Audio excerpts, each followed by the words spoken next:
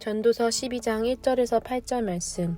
너는 청년의 때 곧 공고한 날이 이르기 전 나는 아무나기 없다고 할 해가 가깝기 전에 너의 창조자를 기억하라. 해와 빛과 달과 별들이 어둡기 전에 비 뒤에 구름이 다시 일어나기 전에 그리하라. 그런 날에는 집을 지키는 자들이 떨 것이며 힘 있는 자들이 구부러질 것이며 맷돌지 않은 자들이 적음으로 그칠 것이며 창들로 내어다보는 자가 어두워질 것이며 길거리 문들이 닫혀질 것이며 맷돌 소리가 적어질 것이며 새의 소리를 인하여 일어날 것이며 음악하는 여자들은 다 새하여질 것이며 그런 자들은 높은 곳을 두려워할 것이며 길에서는 놀랄 것이며 살구나무가 꽃이 필 것이며 메뚜기도 짐이 될 것이며 온육이 그치리니 이는 사람이 자기 영원한 집으로 돌아가고 좋은 자들이 거리로 왕래하게 됨이라. 은줄이 풀리고 금그릇이 깨어지고 항아리가 샘 곁에서 깨어지고 바퀴가 우물 위에 깨어지고 흙은 여전히 땅으로 돌아가고 쉬는 그 주신 하나님께로 돌아가기 전에 기억하라. 전도자가 가로되 헛되고 헛되도다. 모든 것이 헛되도다. 오늘 우리가 읽어본 전도서 12장 1절에서 8절은 우리 인생의 참된 의미를 어디서 우리가 발견할 수 있는지에 대해서 이야기합니다. 본문 12장 1절에서 솔로몬은 다음과 같이 이야기합니다. 너는 청년의 때 곧 곤고한 날이 이르기 전 나는 아무나기 없다고 할 해가 가깝기 전에 너의 창조주를 기억하라. 이 말씀은 이 본문을 통해 전도자 솔로몬이 가장 분명하게 독자들에게 새겨주고 싶어 했던 가르침이라고 볼 수 있습니다. 그것은 바로 창조자를 기억하는 것입니다. 왜 솔로몬은 이처럼 창조자이신 하나님을 기억하라고 강조하는 것일까요? 그것은 바로 우리의 인생의 진정한 의미는 하나님 안에서만 발견할 수 있기 때문입니다. 그렇다면 어째서 하나님을 발견하는 것이 인생의 참된 의미를 발견하는 길이 될 수 있을까요? 이는 솔로몬이 지금까지 강조했던 바를 통해서 확인할 수가 있습니다. 전도서 1장에서 12장에 이르기까지 솔로몬이 반복적으로 강조했던 것이 무엇일까요? 그것은 바로 우리의 인생 그 자체만으로는 너무나도 허무하고 더덥다라고 하는 것이죠. 해 아래 새 것이 없다라는 말에서 우리가 확인할 수 있는 것처럼 우리의 인생은 그냥 과거를 계속해서 반복하는 그런 인생을 살아갈 뿐이라는 것이죠. 시편 90편 10절에서 이야기하는 것처럼 모세가 이야기하는 것처럼 우리의 연수가 70이요 강건하면 80이라도 그 연수의 자랑은 수고와 슬픔뿐이요 신속히 가니 우리가 날아가나이다 라고 이렇게 모세가 고백한 것처럼 우리의 인생은 신속히 날아가다 어느 시점에 끝나버릴 그런 허무한 것입니다. 이처럼 스스로 새로운 것을 만들어내지도 못하고 과거의 것을 반복하다 결국 흐르는 시간 속에 자신도 모를 어느 시점에 사라져버리는 것이 바로 우리의 인생이라고 하는 것이죠. 그래서 시편을 보면 기자들은 우리의 인생을 일컬어서 아침에 돋는 풀과 같다라고 이야기하기도 하고요. 아침에 돋아 저녁에 시들어버리는 것 혹은 잠깐 보이다가 없어지는 안개와 같은 것이 우리의 인생이다라고 이렇게 이야기하기도 하였습니다. 그렇다면 여러분 인생은 정말 그처럼 허무한 것일까요? 아무 의미 없이 그냥 덧없이 사라지고 마는 것일까요? 만일 그것이 옳다라고 한다면 오늘 이 본서에 솔로몬은 사실 이 전도서를 기록할 필요가 없었을 것입니다. 그리고 인생을 아무것도 아니라고 주장하면서 사람의 노력이나 수고 신실이 아무런 가치를 지니고 있지 않다라고 말한다라면 마치 허무주의자들이나 회의주의자들 그리고 염세주의자들과 같은 사람들이 우리는 되고 말 것입니다. 그러나 우리의 인생은 그렇게 허무하게 단순하게 끝나거나 무의미한 것으로 우리가 치부할 수만은 없습니다. 왜냐하면 우리의 인생을 지으신 하나님이 참되시고 영원하시고 또 완전하시고 진리 그 자체이시기 때문이죠. 하나님은 제한된 해 아래 살아가는 우리와 달리 무한하신 하나님이십니다. 허물 많고 죄 많은 우리와는 달리 완전한 선이십니다. 그리고 무능하고 무력한 우리의 인생과는 달리 전능하신 분이시고요.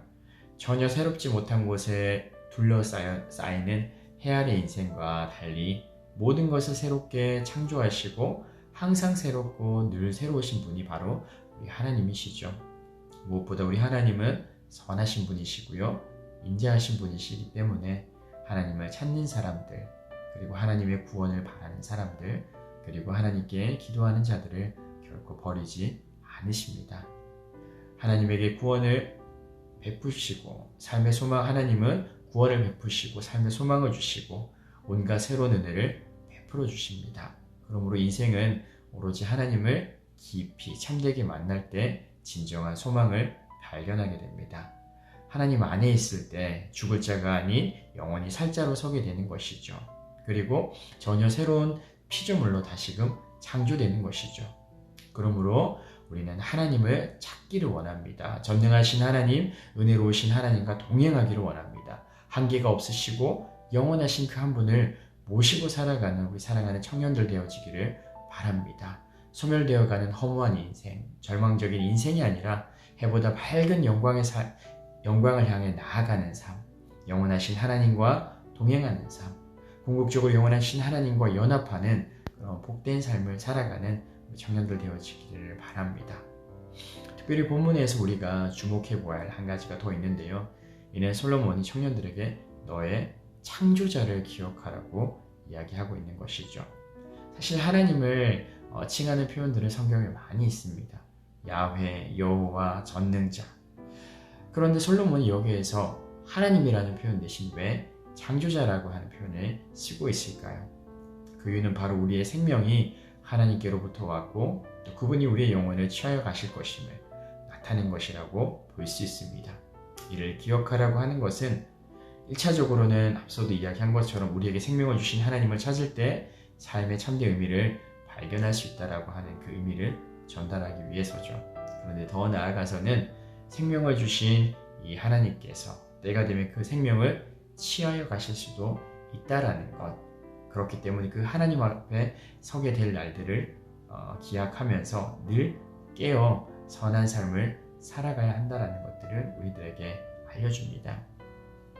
며칠 전에 사역에 이제 일선에서 물러나셔서 은퇴를 하시고 우리 교회에서 출석하시다가 소천하신 고 김의성 목사님의 장례 예배가 지난 토요일에 있었습니다.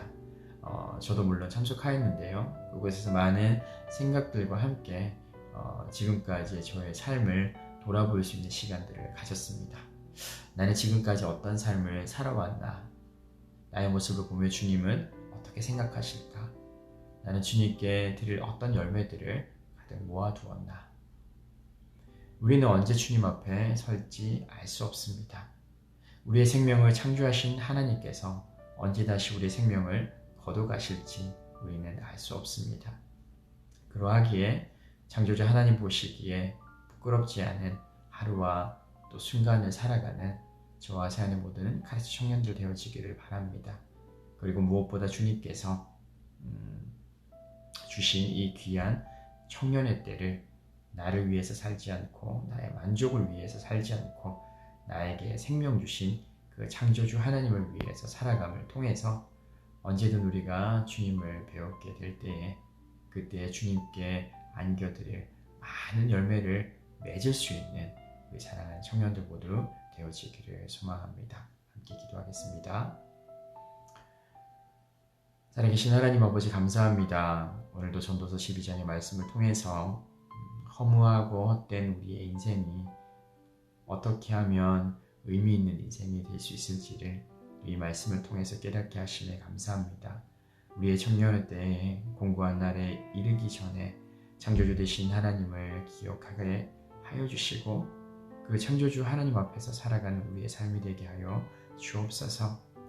오늘 이 순간에 창조주 되신 하나님을 다시 만난다 하더라도 부끄럽지 않은 삶을 살다가 주님을 배우게 하시고 무엇보다 우리가 주님을 만나 배울 때에 주님께 드릴 많은 열매를 맺고 열매를 가지고 우리 주님을 배울 수 있도록 이 땅의 삶을 허비하고 낭비하는 삶이 아니라 우리 주님을 위하여 충성스럽게 살아가는 삶들이 되게 하여 주옵소서. 시작된 이 한 주도 주님의 영광 위에서 살아가는 한 주가 될 수 있도록 주님 은혜 허락하여 주옵소서. 감사드리며 예수 그리스도의 이름으로 기도드립니다. 아멘.